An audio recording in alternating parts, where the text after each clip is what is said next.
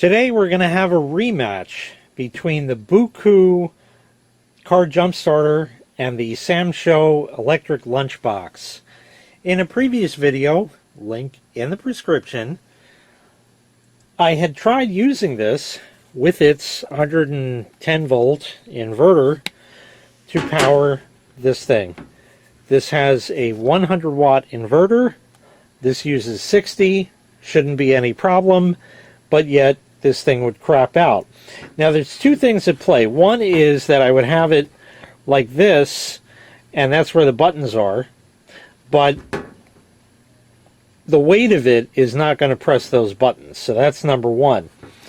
Number two is, here's the power cord for it, but I had completely forgotten to think about the fact that it also includes a car cigarette lighter adapter instead, as well as the jump starter, including the little dongle for 12 volts. Will it work on that? Well, I've done a little bit of preliminary testing and it appears that it may. I have recharged this to 100%. We're going to run it off of the 12 volts. So let me get everything set up here and let me show you a quick clip from the original review video on this where I use the 12 volt adapter. And they give you the 12 volt cigarette lighter, or if you must be politically correct, power socket right there. And over here is where the 12 volt adapter that I showed you before plugs in. I'm going to show you how this works a little bit later on. So now I'm going to show you what you can do with the power socket over here, the cigarette lighter socket. For example, here's the unit itself. We can open up the panel here, plug it in to the jack there, and over here I have the plug that I'll plug in for one of these little 12 volt tire inflators. And all I have to do is just press the button on the thing, it turns on, and now I could pump my tire up using this. Let me just get my pressure set here. There we go. So now I'm inflating my tire using the BOOKOO battery pack. And just to prove it stops when I unplug that. So you can power all of your 12 volt accessories off of this as well. This is going to be especially useful if you have one of those cell phone chargers that only works in the car and doesn't have a removable USB plug that you can plug into, you know, like anywhere nowadays. It would be great for that. There's some car vacuums, car refrigerators, or thermoelectric coolers that you could run off of this for a time. Before we get started, I also noted something. Turn it on, turn on AC, and I have it connected AC. Can you hear? Very slight, but there's a little buzz. So this is not outputting a sine wave, which is perfectly expected in that regard. Was that the reason for it? I don't think so. Another thing, which I didn't show you, so I'll just plug it in the wall because it's the same difference, I've already tested for that, is that when I plug it in with AC power, the light on here does go on, but it's very, very, very dim. I don't know if you can make it out. Very dim light. Just in there like that. I have about the same amount of water. We'll pour that in.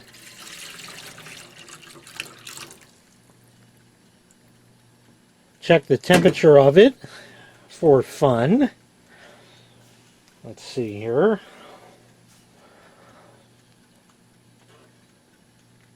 Oh, colder. 54.3. So it doesn't matter what the temperature to start with really is. We're just looking to see what it can raise it to and go from there.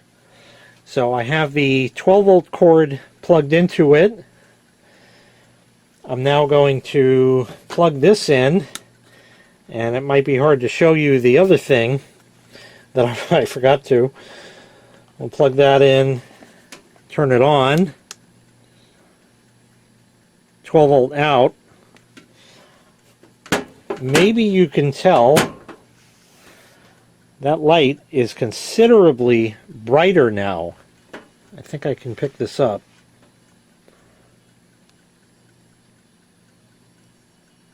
Light is considerably brighter than it was before. We'll put the top on.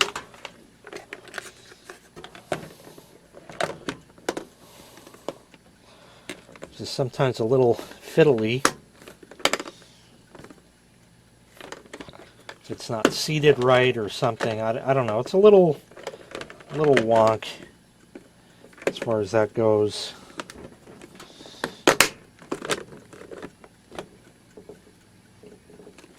All right, I'll get it on there eventually, and we're going to leave it. It's 3:30 now. I'll leave it for an hour. I'm not going to get the stopwatch in that. This is just kind of a rematch here. 1 hour on the dot. Down to 28%. 27 now. The pack is not warm in the least. It's just plain old room temperature. The cord is barely warm. The cord to the unit, nothing. So this is probably some thin gauge stuff, but hey, it's there, it works. And as far as that, this is definitely warm.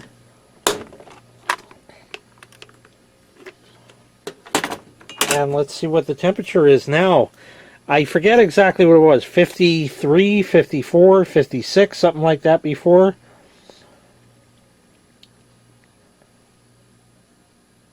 $112, maybe even more.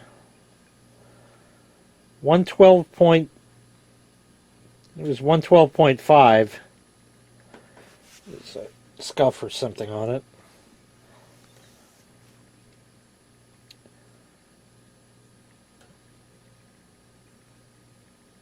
112.6, so 112. So we did probably just about the same 60 degrees as we did running this off of the battery bank power station thing instead. So that worked fine. Is it viable to run this off of here? No. Because this is going to take 4 to 5 hours to charge, probably, something like that, 3 or 4 hours, something like that. But it certainly was able to handle it without any trouble whatsoever. It didn't get hot or misbehave in any way, shape, or form whatsoever. So it worked on the 12 volts, but did not work on 120. Why that is, I don't know. Is the inverter in this thing crap?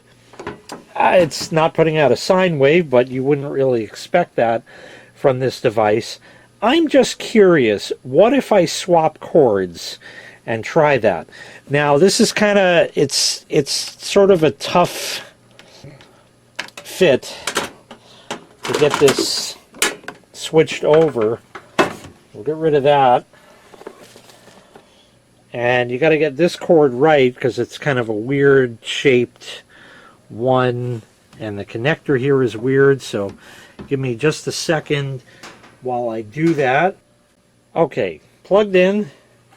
We'll open this thing up and plug it in. A little bit of water spilled, no big deal. 23%. Turn on AC. It is on. The light is on dimly.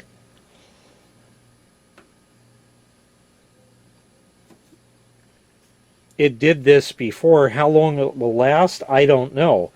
Might it actually work now? Yes.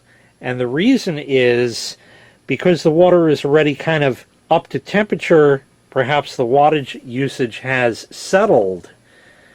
And maybe that's why it's working now. Hasn't gone out yet. Why did it misbehave before? Probably because it would pull in excess of what this was comfortable putting out, which probably, there it is, now just went out. So there you go. It is not happy running it on AC with the inverter, at least for long periods of time, or anything longer than maybe a minute or so. But it was certainly capable enough to run it on the 12 volts, and that is kind of a nifty thing.